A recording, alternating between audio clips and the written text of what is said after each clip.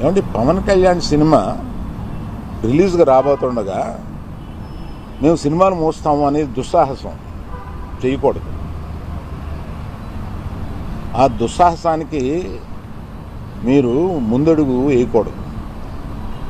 అది పెద్దలు కానివ్వండి, చిన్నలు కానివ్వండి చెప్తున్నాను. ఎందుకంటే మన ఇండస్ట్రీ నుంచి వెళ్ళి మన ఇండస్ట్రీ నుంచి ఎవరు ఏది అడిగినా హెల్ప్ చేస్తున్న మనిషి ఆయన.